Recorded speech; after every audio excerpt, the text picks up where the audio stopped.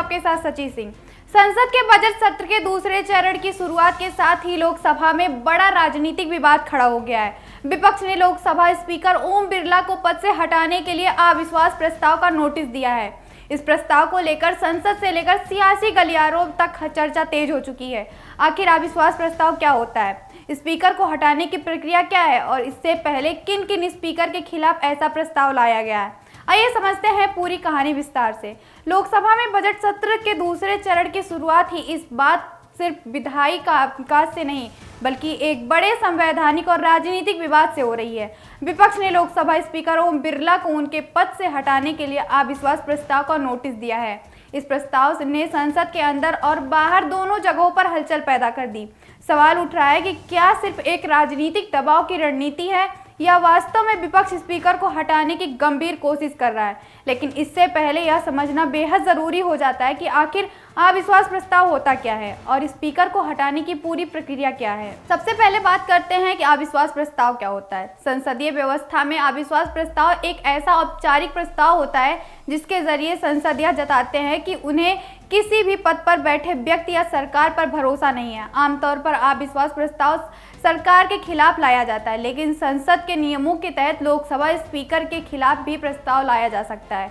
जब स्पीकर के खिलाफ अविश्वास प्रस्ताव लाया जाता है तो इसका मतलब होता है कि सदन के कुछ सदस्य मानते हैं कि स्पीकर निष्पक्ष तरीके से सदन का संचालन नहीं कर रहे या उन्होंने अपने पद की गरिमा के अनुरूप काम नहीं किया। ऐसे में सांसद उन्हें पद से हटाने की मांग करते हैं। अब बात करते हैं स्पीकर को हटाने की पूरी प्रक्रिया की।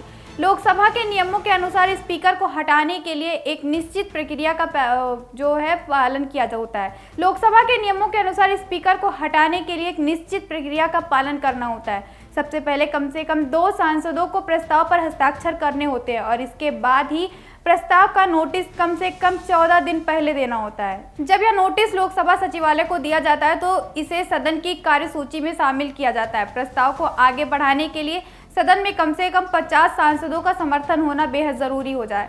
अगर यह समर्थन मिल जाता है तो प्रस्ताव पर चर्चा के लिए समय तय किया जाता है। एक महत्वपूर्ण बात यह है कि जब स्पीकर के खिलाफ प्रस्ताव पर चर्चा होती है तो उस दौरान संबंधित स्पीकर अध्यक्षीय आसन पर नहीं बैठते, वह सदन में एक सामान्य सदस्य की तरह मौजूद रहते हैं और चाहे तो बहस में भाग लेकर अपने ऊपर लगाए गए आरोपों का भी जवाब दे सकते हैं। इस दौरान सदन की कार्यवाही आमतौर पर उपाध्यक्ष संचालित करते हैं, लेकिन अगर उपाध्यक्ष का पद खाली हो तो पैनल ऑफ चेयरमैन में शामिल किसी भी वरिष्ठ सदस्य को सदन चलाने की जिम्मेदारी मिल जाती है। बहस खत्म होने के बाद ही इस प्रस्ताव पर मतदान कराया जाता है। अगर प्रस्ताव का साधारण बहुमत यानी आधे से ज्यादा सांसदों का समर्थन मिल जाता है तो स्पीकर को पद छोड़ना पड़ता है। अब सवाल उठता है कि क्या भारत के संसदीय इतिहास में पहले भी स्पीकर के खिलाफ अविश्वास प्रस्ताव लाया गया है? दरअसल आजाद भारत में यह बहुत कम हुआ है। संसद के इतिहास में अब तक सिर्फ कुछ ही बार ऐसा प्रस्ताव लाया गया है। सबसे पहले मामला 1954 में सामने आया था। उस समय लोकसभा के पहले स्पीकर जीवी मालवनकर के खिलाफ अविश्वास प्रस्ताव लाया गया। यह प्रस्ताव समाजवादी नेता विघ्नेश्वर मिश्रा ने पेश किया था और उस समय विपक्ष का नेतृत्व जेबी कृपलानी कर रहे थे। हालांकि मतदान के दौरान इस प्रस्ताव को पर्याप्त समर्थन नहीं मिला और यह गिर गया। इसके बाद 1966 में एक बार फिर ऐसा मामला सामने आया। उस समय लोकसभा स्पीकर हुकराम सिंह के खिलाफ समाजवादी नेता मधु लिम्या अविश्वास प्रस्ताव लेकर आए, लेकिन पर्याप्त समर्थन न मिलने की वजह से यह प्रस्ताव स्पीकर ही नहीं किया गया।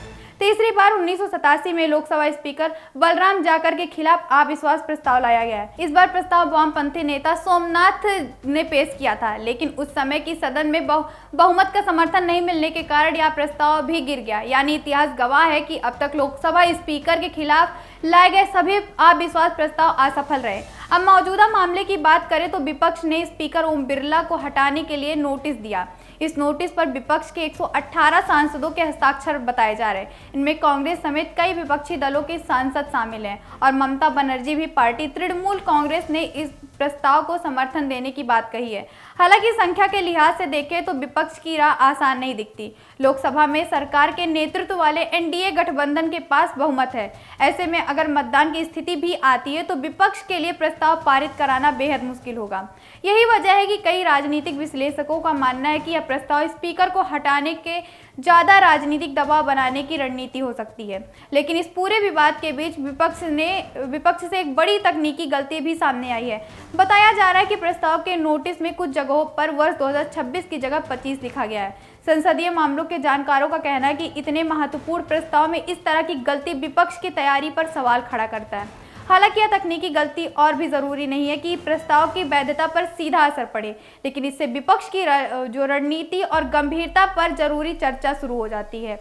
राजनीतिक तौर पर यह मुद्दा भी इसलिए महत्वपूर्ण हो जाता है क्योंकि संसद का बजट सत्र चल रहा है। ऐसे समय में स्पीकर के खिलाफ प्रस्ताव आना अपने आप में एक बड़ा घटनाक्रम माना जाता है। साथ ही यह भी ध्यान देने वाली बात है कि जब किसी स्पीकर के खिलाफ प्रस्ताव आता है तो पूरा ध्यान संसद की कार्यप्रणाली, नियमों और राजनीतिक समीकरणों पर चलता है। अब देखना दिलचस्प होगा कि सदन में इस प्रस्ताव पर बहस के दौरान विपक्ष, सरकार और स्पीकर पर क्या आरोप लगता है और सत्ता पक्ष किस तरह इसका जवाब देता है। इतिहास और वर्तमान के आंकड़े देखें तो फिलहाल यही लगता है कि यह प्रस्ताव पारित होना मुश्किल है, लेकिन संसद की बहस में यह मुद्दा जरूर बड़ा राजनीतिक संदेश देता है। तो कुल मिलाकर लोकसभा स्पीकर के खिलाफ अविश्वास प्रस्ताव भारतीय संसदीय इतिहास में बहुत ही दुर्लभ घटना मानी जाती है। ऐसी तमाम खबरों के लिए देखते रहिए हेडलाइन फोकस। मैं थी आपके साथ सची सिंह।